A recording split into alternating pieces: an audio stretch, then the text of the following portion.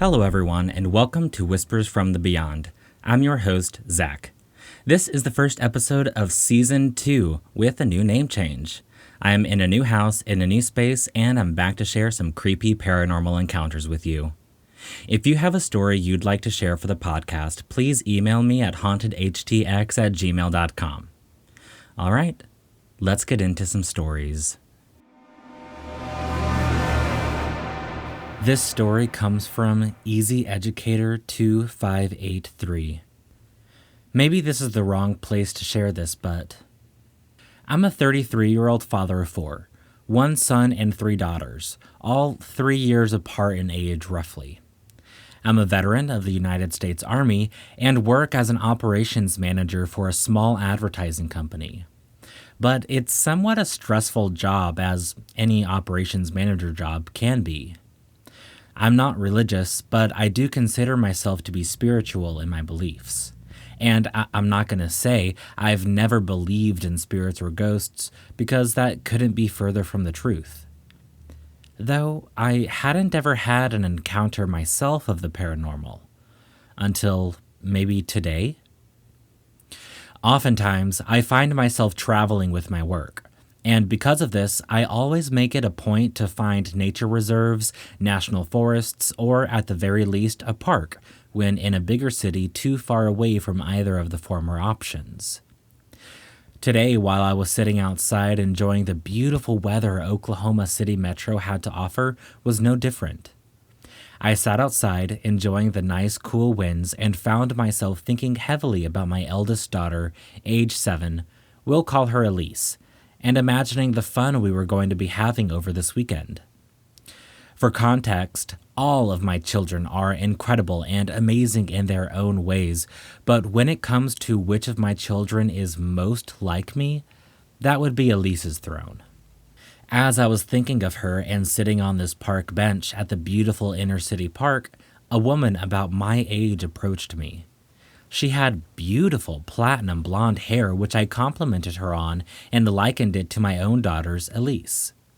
Now, I've had numerous encounters like this over my little stress-relieving outings, and this one just felt different.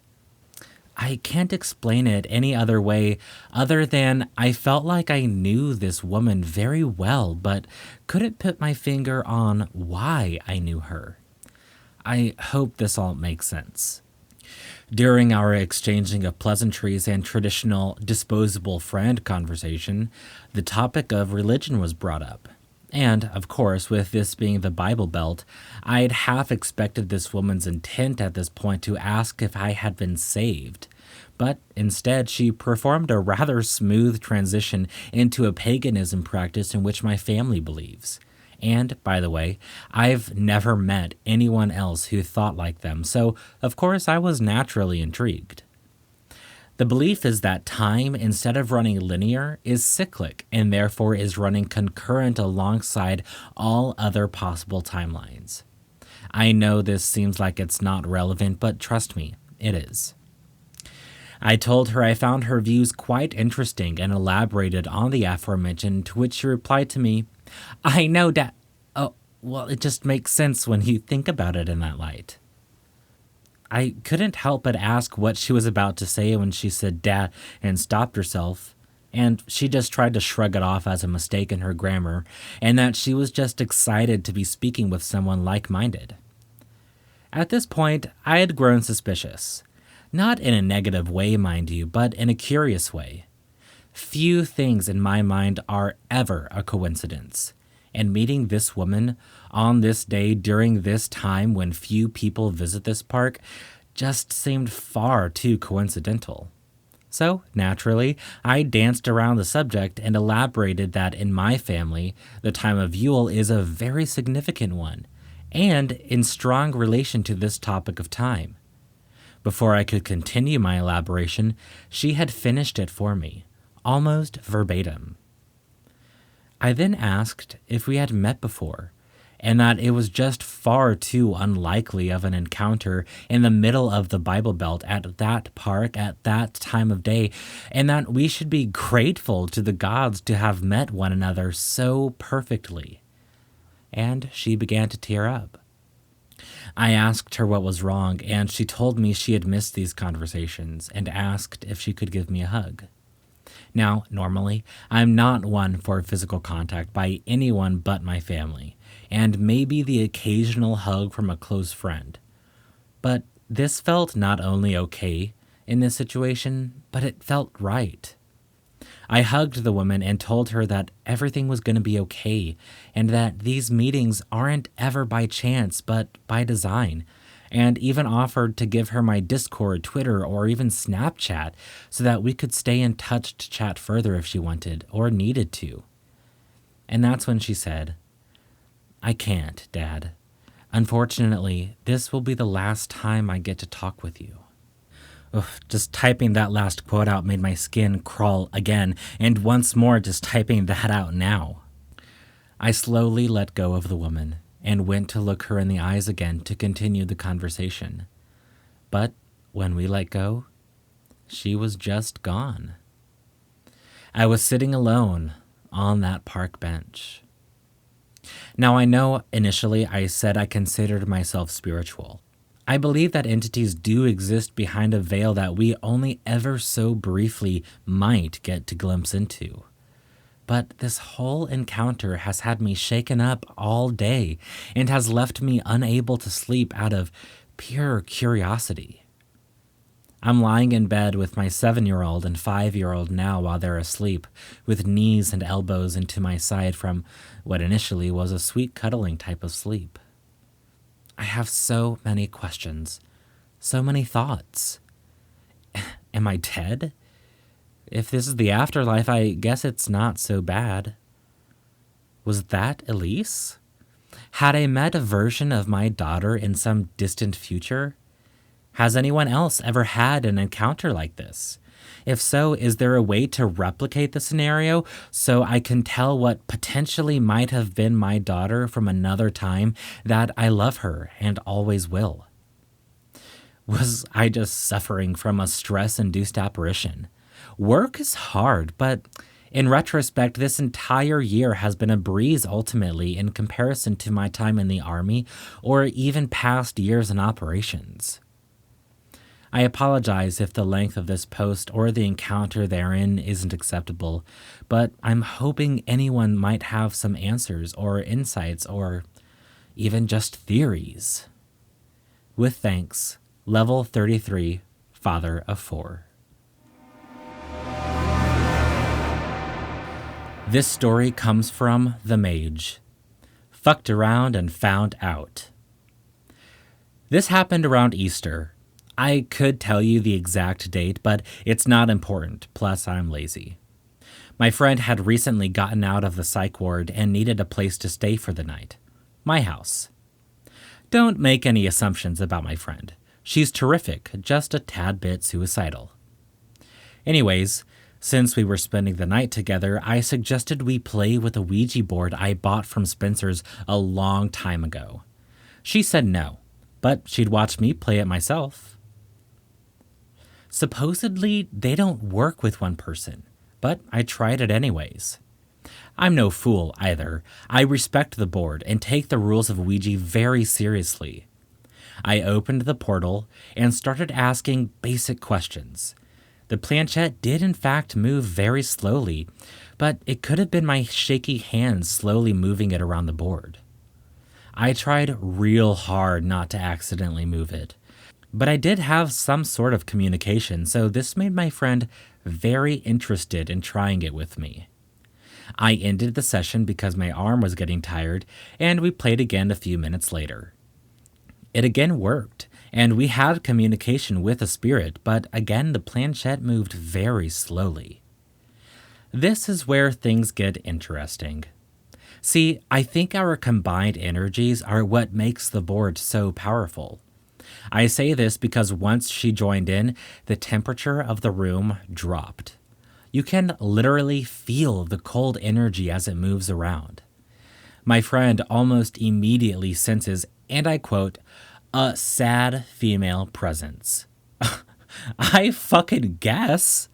Apparently, she was sensing about 6 or more entities in the room with us, but I don't know about that. I did feel at least one other entity there with us. Whatever it was upset and crying. This was just based off what my friend was sensing. The board wasn't really getting us anywhere. But all of a sudden, as I was about to say goodbye like you're supposed to, the planchette starts moving. The funny thing is that you're supposed to lightly place 2 fingers on the planchette, but I was pressing down on it pretty firmly. I have never had the planchette slide around with such force and control before like it did this time. It wasn't my friend either because her friends were barely touching the surface of the planchette. We asked for its name, but just gave us seemingly random letters and started speaking cryptically. I wanted to keep talking to it at this point, but my arm was tired as fuck. Plus, I started to feel uneasy about how eager the ghost was to move the planchette. So I ended the session.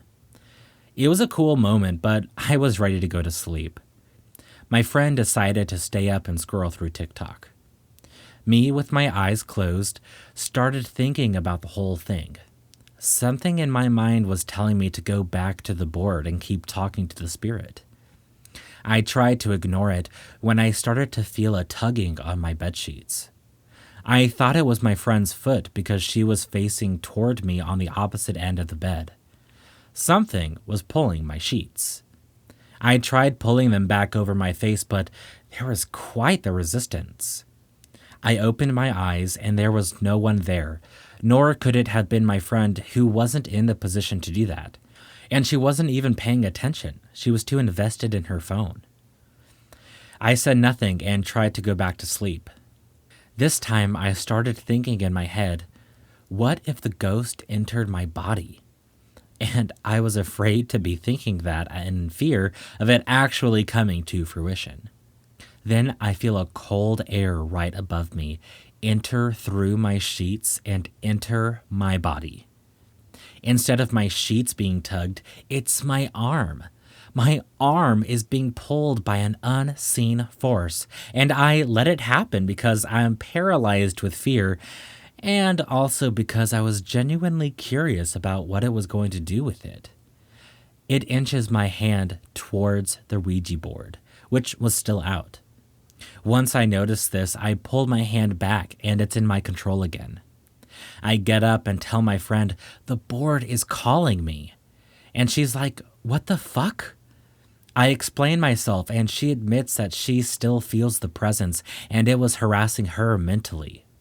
We both agreed to try the board one more time, but we get nowhere with it. We both tried to go to sleep and it begins harassing us throughout the night. I don't know what she experienced, but for me, it kept moving my hands around. I locked both my hands together and I felt the presence pry my fingers off each other and separate both hands. My friend even witnessed my arm raise slowly and unnaturally and my hand fall downward. Being touched by a ghost is an icky feeling. It feels cold and numb, and you get that slight static sensation when like your foot falls asleep. Morning comes and we're both sleep deprived, but we're also both aware it wasn't a dream, and we both kind of just brush it off and that's it. We reference it to our other friend, but we don't make a big deal of it. All right, that's my ghost story, but it gets even crazier and more bizarre. Maybe in a different post, though. Ask me anything about the encounter and I'll answer it sincerely. I skipped over a lot of details for the sake of time. This is all real, but if you don't believe me, it's whatevs. I hope you enjoyed it anyways. This story comes from Dapperden 123, My Haunted House. I, 15 male, am a firm believer in ghosts and whatnot. I moved into my house when I was 8 years old, and it seemed like a normal house. But I felt like I've been there before. I knew where and what everything was, and everything was super familiar, even though I'd never set foot in that house. A few months later, I had dreams of me wandering the house. These dreams probably don't mean anything, but every couple of nights I would get a dream of me wandering the house. And these dreams felt like hours. In these dreams, I never felt alone, and whenever I turned my head, I would see something peeking at me. The dreams stopped after a while, but I always felt like I wasn't alone in a room. My dogs would bark at corners in the house, and my sister claimed to feel something living in her room. Nothing really happened in the house until a couple of years ago. When I was 13, I always thought I heard whispering whenever I was alone in the house. I've always been paranoid, so I thought it was just in my head. Then I saw shadows when no one was around. Objects like balls would roll on their own. I thought it was just wind moving them, but the dogs would come up and bark at something next to the ball. Other objects would be in different places, like a stuffed animal or a TV remote. I also heard running and footsteps sometimes, always running to my location in the house. I would try and tell my family about all this stuff, but only my older sister believed me. The stuff that I was seeing never happened to her, but she could feel a presence in her room at times. But one of the weirdest things happened when I moved into the room downstairs. The room in our basement is the biggest room in our house, and since I'm the last kid living at home, my parents decided to give it to me. There is a back door down there that connects to a dog area that I keep locked because it makes me feel safe. Sometimes I'll exit through that door to pick up dog poop or something different. Most of the time I'll lock the door back up, but a dozen times I've forgotten. When I do forget to lock the door and I'm getting ready to go to sleep, I'll hear this sort of tapping. The tapping only happens when the door is unlocked. At first, the tapping sounds like it's outside, but when I get up to go to the door to investigate, it sounds like the tapping is coming from somewhere else. When I lock the door, the tapping stops immediately. I don't know if this is some reminder telling me to lock the door or something else entirely. Keep in mind, most of this stuff happens when I'm alone. It only happens to me, and if I am with someone and I hear whispers or footsteps, no one else can hear it. I don't know if this is a friendly ghost or something malicious, but it hasn't hurt anyone. But if it is, either it's targeting me since I'm the only one this happens to, or something else is going on. This house is also fairly new and has only had one other family, but no one in that family died. My sister says it could be the ghost of my biological dad. I am adopted and he passed away when I was a baby, but I don't think it's him.